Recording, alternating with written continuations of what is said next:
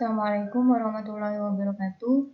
Perkenalkan, nama saya Sofyana Nur Hamida, NRP 3121640020 dari kelas 1 D4LJ Teknik Informatika A. Di sini saya akan menjelaskan tentang materi ke-10 dan tugas ke-10, yaitu materi ke-10 ini materinya adalah security, terkait dengan keamanan yang ada di framework Y2. Baik, saya akan jelaskan terlebih dahulu. Oke, overview dari security atau overview dari materi ke-10 ini adalah yang pertama, pengelolaan keamanan yang baik itu akan sangat penting untuk keberlangsungan hidup sebuah aplikasi. Jadi, aplikasi yang memiliki umur panjang itu salah satu faktornya adalah keamanannya yang sangat baik. Yang kedua, untuk membuat aplikasi memiliki tingkat keamanan yang tinggi, maka framework Y2 ini menyediakan beberapa fitur keamanan yang diantara lain yaitu ada authentication, di mana security authentication itu merupakan keamanan yang disediakan oleh framework Y2 ini. Yang kedua adalah authorization. Dan yang ketiga adalah working with password. Nah, working with password ini merupakan keamanan juga, salah satu keamanan untuk mencegah password lain, ya. Untuk mencegah password keamanan dari user itu sendiri. Dan yang keempat ada cryptography, dan yang kelima ada view security, yang keenam ada out client, dan ada best practice. Dari overview ini sekilas kita sudah mengetahui beberapa keamanan yang ada di framework aplikasi ini. Selanjutnya authentication. Jadi authentication ini adalah merupakan proses untuk memastikan bahwa user yang login adalah memang benar dirinya. Dia untuk memastikan bahwa user yang login ini memang memastikan username dan passwordnya memang milik si user yang waktu pertama user tersebut sign up atau register. Dan authentication ini biasanya dilakukan dengan menggunakan sebuah kombinasi username or email dan password. Dan pada Y2 Advanced Template secara default telah disertakan proses authentication untuk user login-nya. Dan sedangkan pada Y2 Basic Template, proses authentication hanya dilakukan menggunakan username dan password di hardcode pada model user. Itu biasanya authentication-nya itu di sini. Jadi suatu pemrograman yang baik itu jika di dalam keamanannya itu di password, ya, biasanya di user, pada model user itu terdapat hash. Nah, di sini kita lihat di front end, di bagian model ini usernya. Nah, di sini bisa kita lihat ini passwordnya sudah di hash, ya, dan di authentication juga. Jadi dari Y ini sendiri itu sudah menerapkan seperti ini untuk keamanannya. Nah, selanjutnya pada Y2 Advanced Template secara default telah disertakan proses authentication untuk user login. Nah, sedangkan pada Y2 Basic Template, proses authentication hanya dilakukan menggunakan username dan password di hardcode pada model username. Nah, di sini saya menjelaskan pada di Y Advanced karena pada pembuatan toko baru MyMart ini saya menggunakan Advanced, Y2 Advanced. Nah, selanjutnya untuk proses authentication-nya. Jadi Pada Y2, Advanced Template, proses authentication melibatkan hal-hal penting, antara lain yaitu mengatur komponen user pada application configuration dan membuat menggunakan kelas user yang mengimplementasikan interface. Jadi interface-nya itu apa saja ini, ya.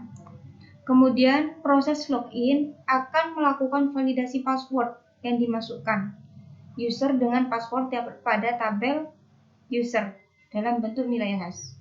Nah, untuk mendapatkan informasi terkait user sedang login, ini bisa diganti sama ini, ya. Maka saya terapkan tadi yang sudah saya tunjukkan ini merupakan password hash. Jadi programmer yang baik, ya, itu maka dia akan seperti ini. Dia akan menerapkan password, ya, password proses authentication-nya. Dia di bagian password dia akan menyisipkan sebuah hash, ya. Seperti itu dalam bentuk nilai hash. Sudah saya tunjukkan tadi. Selanjutnya adalah authentication events, ya.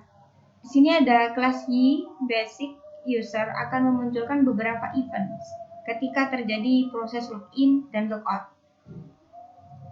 Nah,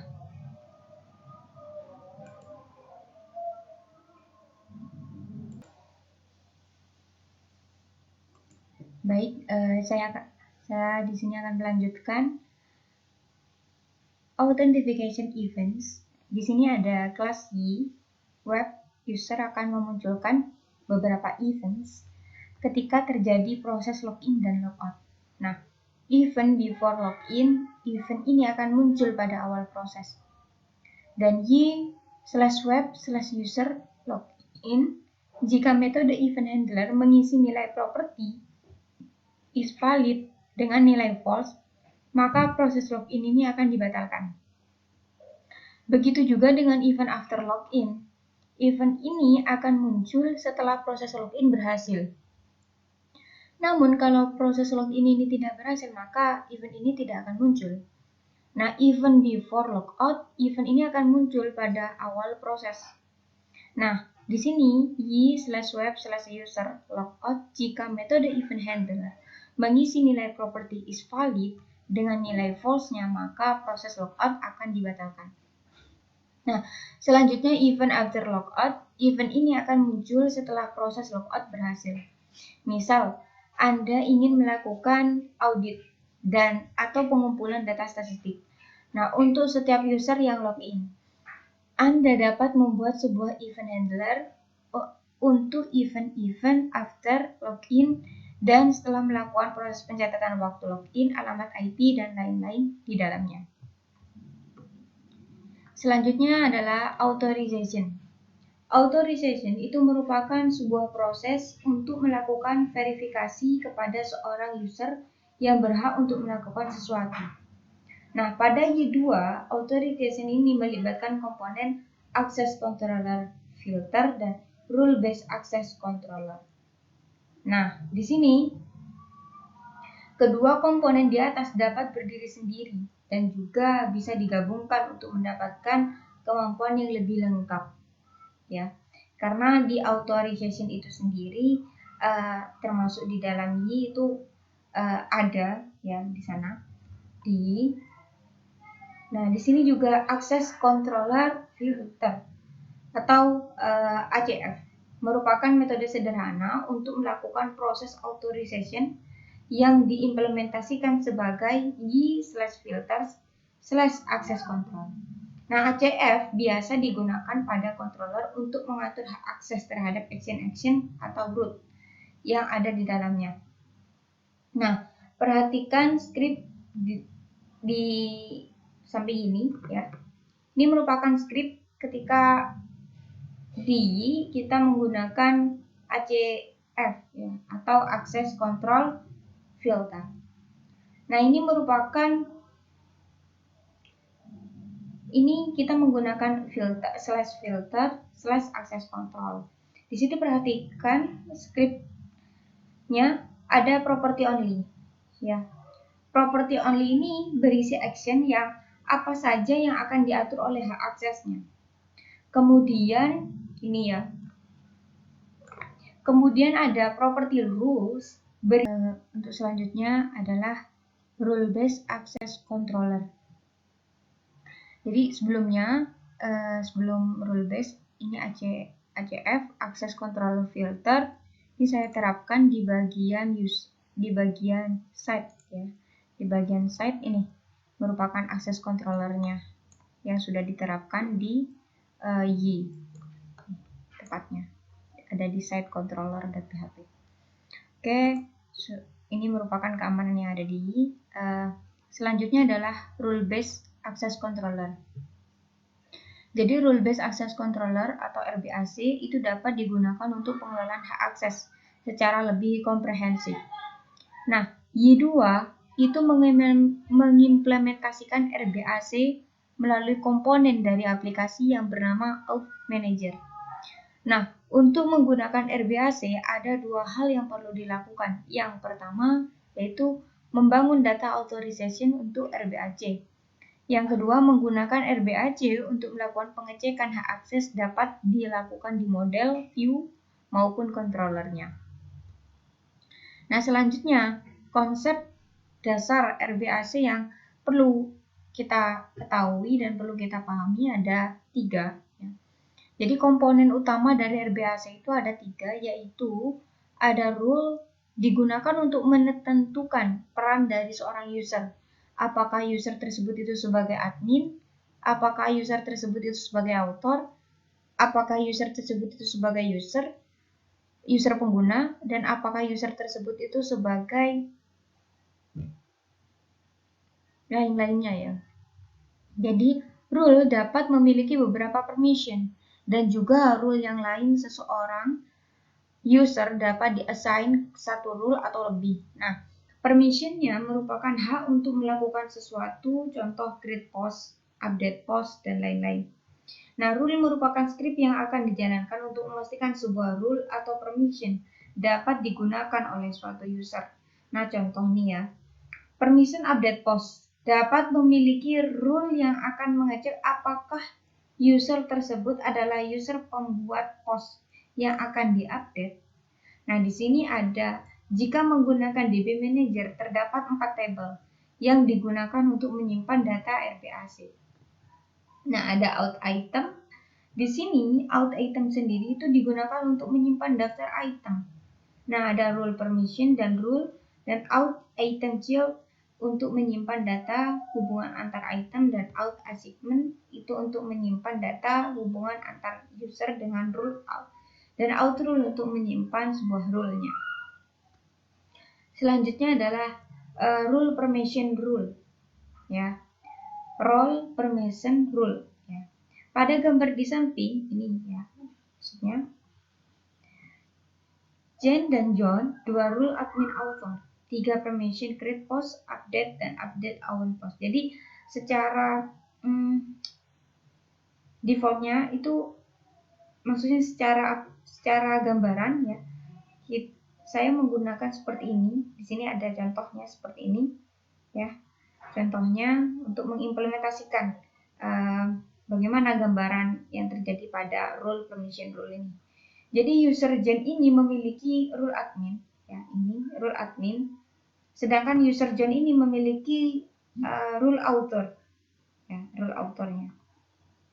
Nah, jadi role admin memiliki permission update post. Jadi admin ini hanya memiliki update post. Dan role author itu semua, ya, role author ini, jadi John ini memiliki semua yang dimiliki oleh rule author juga akan dimiliki oleh rule admin. Jadi yang dimiliki oleh rule author ini dimiliki juga oleh rule admin. Ya. Oke, selanjutnya rule author memiliki permission create post. Rule author memiliki permission untuk create post dan update own post. Nah, permission update own dikenakan rule author rule ini kepada permission update of own post hanya dapat digunakan jika rule author rule bernilai true. Ya, ini bernilai true. Selanjutnya bagaimana cara kerjanya dengan password ya? Semua developer yang baik pasti tahu bahwa password tidak boleh disimpan sebagai dalam bentuk teks. Nah, karena hal itu bisa membahayakan para user pemakai untuk diketahui oleh seorang hacker. Maka dari itu semua developer harus tahu bahwa password tidak boleh disimpan sebagai bentuk teks. Nah, banyak developer yang masih percaya bahwa dengan menggunakan algoritma hash atau MD5 atau SH1 sudah cukup aman.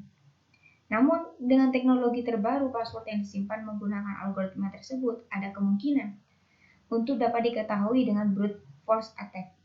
Nah, ini brute force attack ini yang seringkali dilakukan oleh hacker untuk melakukan penyerangan terhadap password yang biasanya didukung dengan menggunakan penyimpanan password yang menggunakan hash atau menggunakan MD5 atau SH1.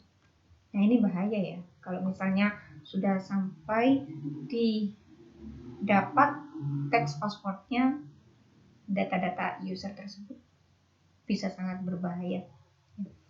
Untuk meningkatkan keamanan tersebut, algoritma hashing itu yang lebih kuat terhadap serangan brute force, yaitu BCRYPT. Nah, fungsi CRYPT pada PHP dapat digunakan untuk mengenerate nilai hash menggunakan algoritma BCRYPT. Nah, Y menyediakan helper Y, ya, $app get security-nya dapat digunakan untuk bekerja dengan password. Selanjutnya adalah kriptografi. Nah, mengenerate data random. Kriptografi itu digunakan untuk melakukan generate data random. Yang pertama itu. Nah, untuk memproses mereset password via email, biasanya dibutuhkan token yang disimpan dalam database dan juga dikirimkan ke user. Nah, di sini peran kriptografi sangat penting. Ya. Kemudian ada enkripsi dan dekripsi. Enkripsi jika Anda ingin menyimpan data secara aman, sehingga orang yang dapat membuka database tetap tidak dapat membaca data tersebut, maka perlu dienkripsi sebelum disimpan. Nah, kemudian mengkonfirmasikan sebuah integrasi data. Nah, pada kondisi tertentu ada kemungkinan Anda ingin memverifikasikan sebuah data telah diubah oleh pihak lain atau tidak. Maka contoh source code-nya seperti yang ada di samping ini. Nah, di key ini YAPP get security generate random string. Kemudian di encrypted data $app get security. Nah, encrypt by password $data script key. Kemudian $data $app get security decrypt by password encrypted data script key-nya. Selanjutnya $data didapatkan security-nya hashdate ini security key dan genuine date. Datanya adalah didapatkan melakukan validasi data dengan menggunakan data dan script key. Selanjutnya adalah best practice.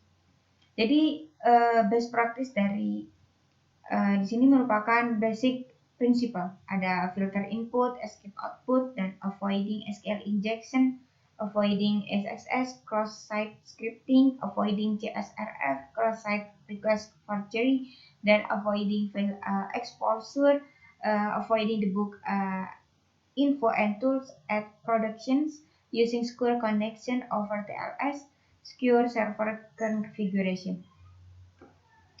Jadi untuk selanjutnya adalah latihan, di mana untuk tugas ini security, pastikan aplikasi yang Anda buat telah menerapkan konsep-konsep keamanan. Jadi di dalam Y framework ini sebetulnya sudah memiliki sudah menerapkan keamanan-keamanan yang ada di konsep security ini.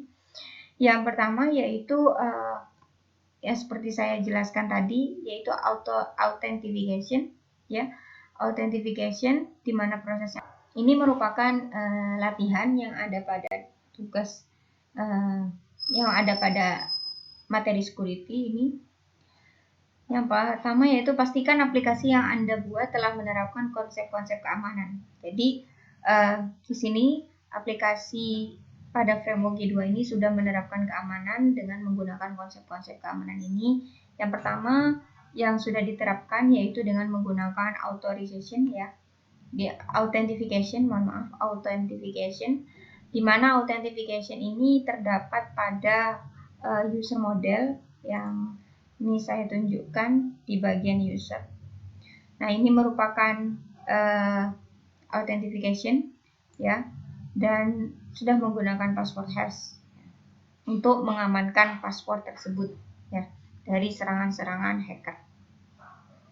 Selanjutnya konsep keamanan yang dipakai lagi yaitu adalah access control filter. Access control filter itu sudah digunakan ya. Di mana di sini diterapkan pada site controller. Site controller di sini ya sudah saya ini sudah. Kemudian ini pertama menginputkan access controller ini. Sesi /filter/access controller.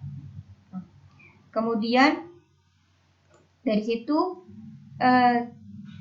di role based controller juga bisa menggunakan RBAC dengan cara di sini menggunakan lakukan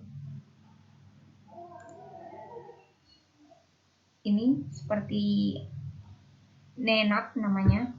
Nah, di sini di NetApp ini dilengkapi sudah dengan menggunakan RBAC. Di sini saya sudah menjelaskan dan menerapkan konsep-konsep keamanan, beberapa dari konsep-konsep keamanan yang ada di aplikasi di saya. Oke, terima kasih sebelumnya. Terima kasih atas perhatian dan oke, baik, terima kasih dan kurang lebihnya mohon maaf apabila ada kesalahan.